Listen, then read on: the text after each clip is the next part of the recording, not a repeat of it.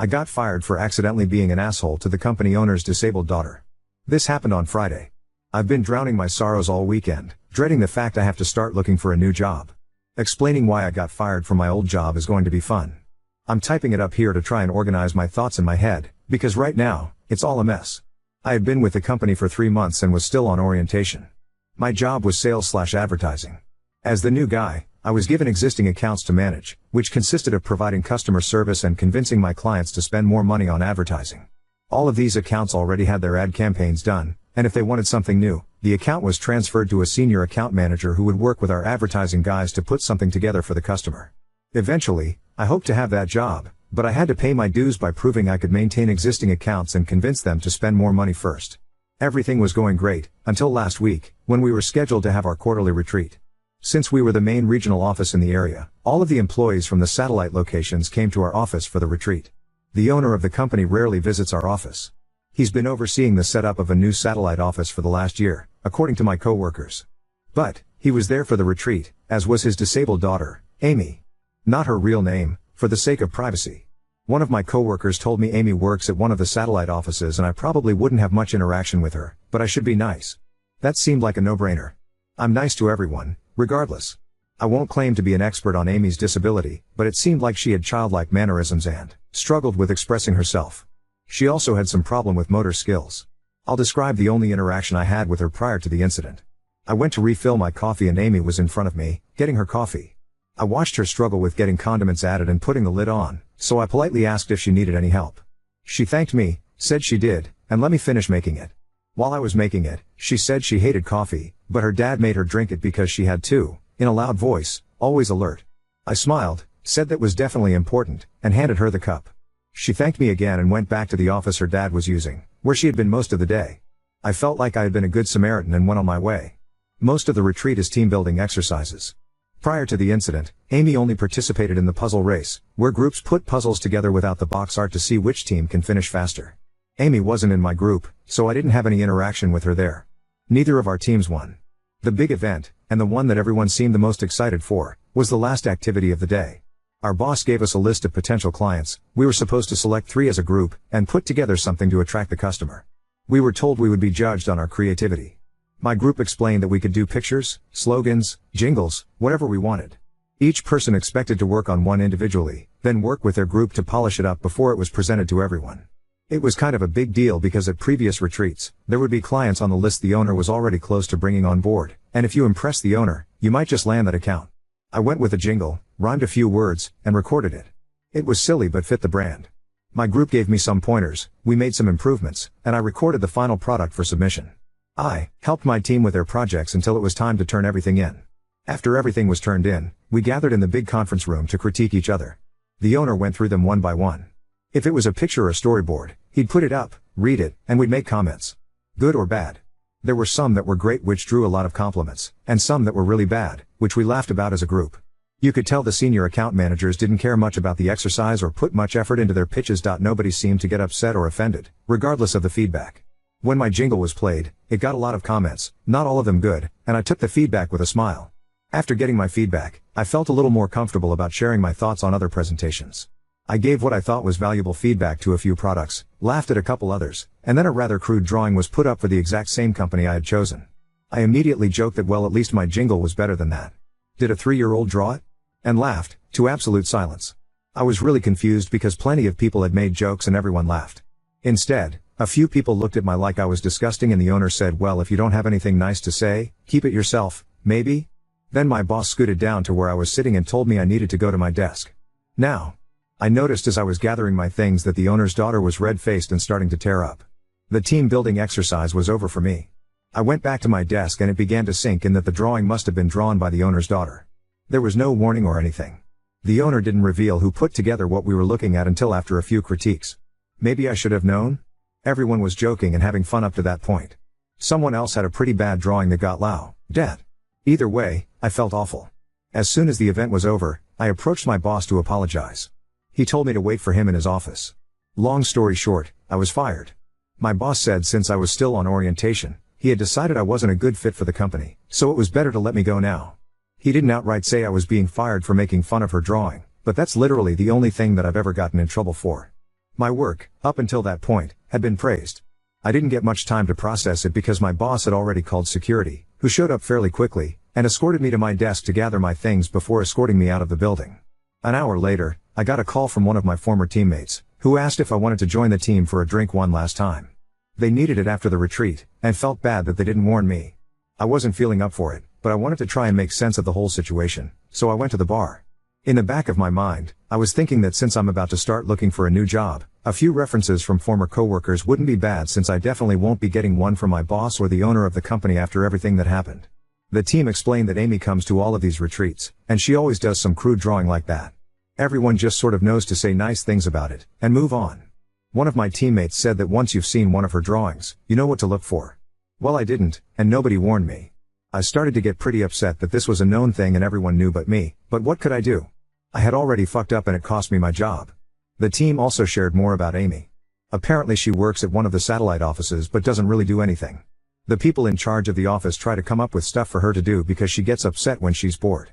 The team said the way the people who worked there described it, they were basically her babysitter so she wouldn't bother her dad all day when he spent most of his time there, and after he moved on to establish the new satellite office, he didn't take Amy with him because she liked all the friends she had at that office. They also said that her dad had harassed a few single guys at the office to take her on dates, which seemed pretty damn HR inappropriate, but he does own the company. My team said Amy desperately wants a boyfriend and wants to get married, which she talks about all the time. The consensus seemed to be that there's no way she actually understands how relationships or marriage works, and her dad probably put this idea in her head to begin with. One of my teammates did joke that it wasn't a bad deal, because whoever married her would inherit the company since she is the old man's only kid. I wasn't really in the mood for jokes at that point after losing my job over one, so I told them I needed to go. The only good thing is my former team members did say they would gladly give me a reference if I needed it, since they felt so bad about not telling me about the Amy situation to begin with. Oh, and the cherry on top? Amy sent me a Facebook friend request over the weekend. I haven't accepted it. I already upset her and it cost me my job. Part of me wants to accept it, apologize, and block her, but I'm not sure I'm ready for that either. I'm going to take a few days to get myself together and then get my resume out there. Edit. After reading all of the replies, including quite a few DMs, and talking with a close friend, I've decided that I'm going to accept the friend request. I'll do an update if there's any sort of conversation. I plan to open with an apology. If she replies, great.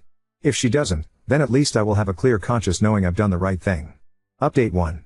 If you saw my first post, you know that I got fired because I accidentally made a joke at the expense of the company owner's disabled daughter, Amy. During the last team building event of the day, we were pitching ideas for accounts, which included everything from jingles, my pitch, to storyboards to slogans to drawings.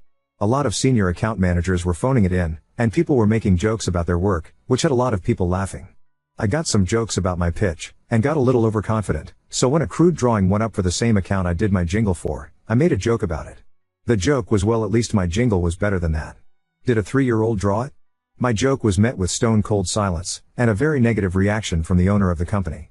What my coworkers had failed to tell me was that Amy usually submits a crude drawing, which is a lot of work for her due to her issues, and everyone knows to say a few nice things and move on. I was new and wasn't informed, so my ignorance and inappropriate response cost me my job. After meeting with my team at a bar to begin the process of drowning my sorrows, I got a friend request from Amy on Facebook. That brings us to the update. First of all, thank you to everyone who made me laugh. The first time someone joked about me accepting the friend request, marrying Amy, and taking my revenge by inheriting the company made me uncomfortable. By the third time I saw it mentioned, I couldn't help but laugh. A lot of you gave me good advice. I appreciate those who talked about legal action and what options I had.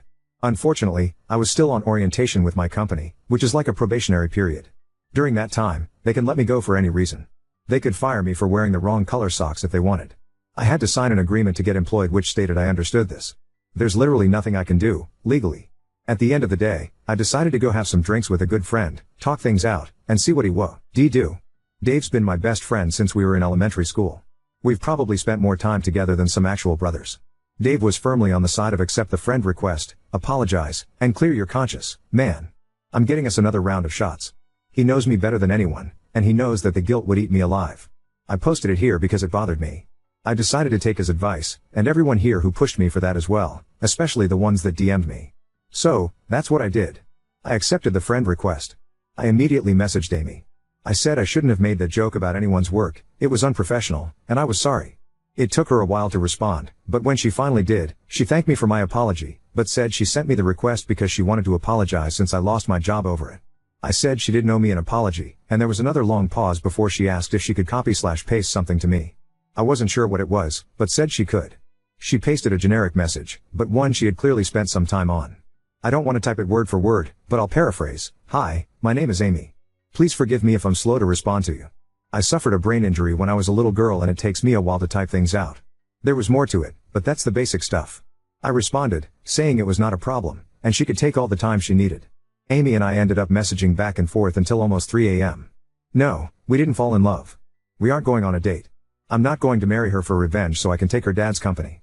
However, I do think I would like to be friends with her. Not because I feel bad for her, but because she's a genuinely nice person and honestly, everyone could use a few friends like that. We spent a lot of time talking about her. That's just the direction it went, so I asked questions since she seemed comfortable talking. About it. Amy was in a car accident when she was a kid. She was in the car with her mom and they were hit by a drunk driver, coming back from a birthday party for one of her classmates. Her mom didn't make it, and Amy suffered a brain injury that impacts her motor skills. Because it makes it difficult for her to speak and do simple things like getting dressed, making coffee, etc., people assume she's mentally challenged. She was put in special ed because of it, but worked really hard and graduated from high school. She even wanted to go to college but her dad didn't think it was a good idea. Her life has been difficult because it's hard for her to communicate with people. By the time she can get a fully formed sentence out, the conversation is over. She can type, slowly, but most people don't want to type when they're face to face. She even admitted that when she's not at work, she will sometimes carry a tablet and pretend she's mute, because that's just easier. We eventually circled back to the drawing and my terrible response to it. She wasn't that offended by my response, because she assumed I didn't know. She got upset, primarily, because she knew all hell was about to break loose and she had no way to communicate with anyone. She was so upset when she found out I got fired, and tried to talk to her dad, but he wouldn't listen to her. She's fully aware that a lot of people at the company just pretend to be nice to her because she's the owner's daughter, but she does have a few friends at the satellite office where she works who better understand her disability.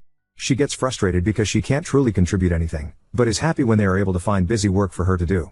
It might take her all day to do something another person could do in a couple of hours, but it's better than sitting around bored all day. She knows she's a burden and a bother to her dad when he's around, but he's her dad and she loves him. She wishes every single day as a daughter he could be proud of, rather than a burden. She tries talking to him via emails and text messages, but he usually doesn't respond.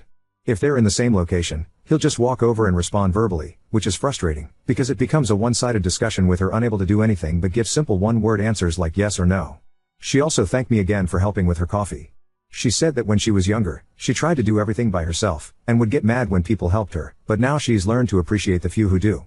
Most just stand there and look away, pretending to patiently wait for her to do it on her own. It was getting late for both of us at that point. Really late. It takes her a long time to respond to messages.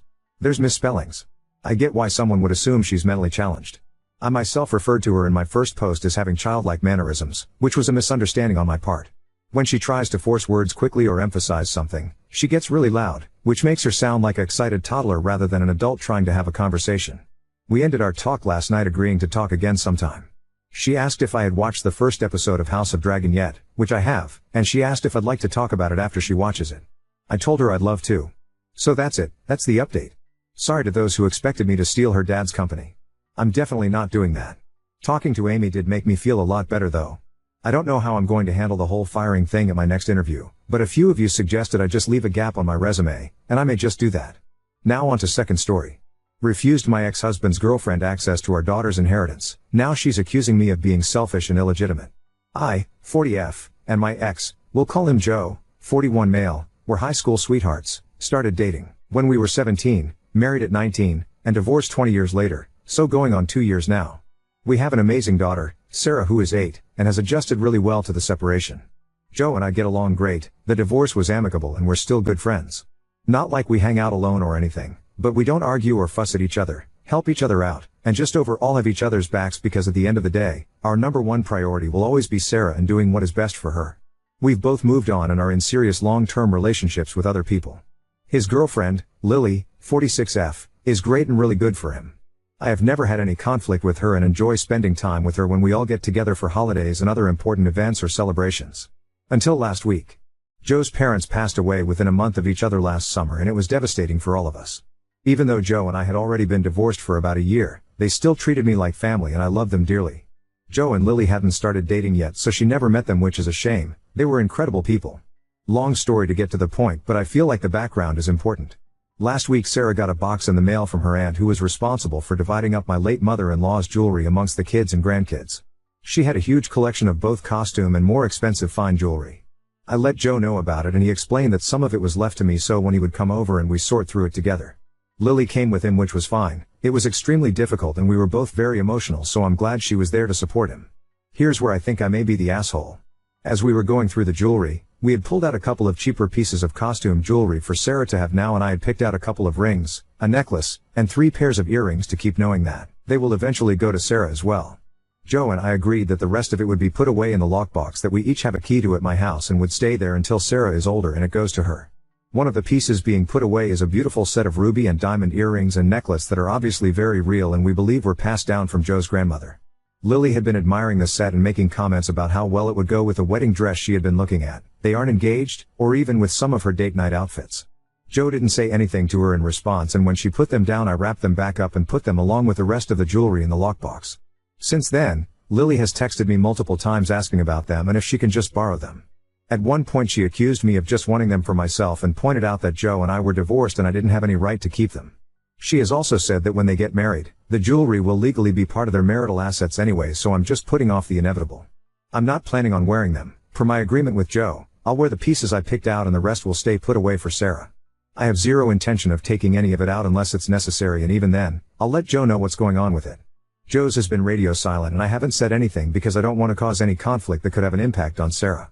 So am I the asshole for not giving in and letting Lily have some of the jewelry meant for my daughter? Update 1. Joe took an extended lunch yesterday and came by the house without Lily. I explained to him why I was reluctant to bring everything up, but I was tired of being harassed about the jewelry and that I feel strongly about it belonging to Sarah, not to either of us and certainly not to Lily. He agreed immediately and was shocked to find out that she had been asking about it and then angry when I showed him the messages.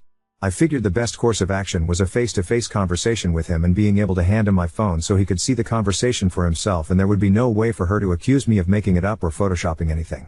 It sucked to see him so upset over it, and I have a feeling that it's going to get worse because from what he was saying, it sounds like Lily won't be around much longer, and regardless, she won't be allowed back in my home and won't be spending any time with Sarah alone if he doesn't break up with her. I did also go first thing yesterday morning and open a safe deposit box at one of the local banks. It's not the one I normally do business with, and as of right now, my name is the only one on it and I have the only key. I was worried about the possibility of Lily having any kind of access to the jewelry with it being in the house, and until all of that is resolved, I feel better knowing that there's no way for her to get to it. Joe and I also discussed this when he came over, and he said that he agrees completely that it's the best course of action to safeguard Sarah's inheritance. All but one of the pieces I picked out also went in, and as much as I would love to have a couple of the other pieces to wear in remembrance of her on the really hard days, I would rather know it's safe and I still have the one piece that brings me so much comfort. All kinds of notarized documents will be on their way to me and should be here by the end of the week when I have a meeting set up with a lawyer to determine what else needs to be done to ensure that the jewelry will go to Sarah without any issues or challenges. I spoke to the aunt that sent everything over the weekend after I posted this, and got so much good advice, thank you all, and requested she send copies of everything pertaining to it along with documentation from her as the executor of what was sent to who, etc. I did, and tell her about the issues with Lily. I don't think that's my place, and I'll let Joe deal with telling his family or not as he sees fit. I have an appointment later today with a GS certified appraiser, so I should be able to take all of that with me to the lawyer as well as the pictures and video that I took of each piece last night. I'm still leaning towards a trust as the best way to make sure Sarah's interests and assets are protected, but we'll see what the lawyer says and go from there. I feel terrible for Joe. He's a great guy, and even though our marriage didn't work out, I still care about him and always will. He's not just my child's father but also one of my best friends, and I want him to find someone to be with that loves him the way he deserves to be loved. It's just that whoever that is needs to understand that Sarah is always going to come first, and he and I will always work as a team to make sure that she's happy, healthy, and successful in life. Our relationships with each other and other people aren't going to hinder her in any way. Thank you to everyone that commented and offered so much good advice and support.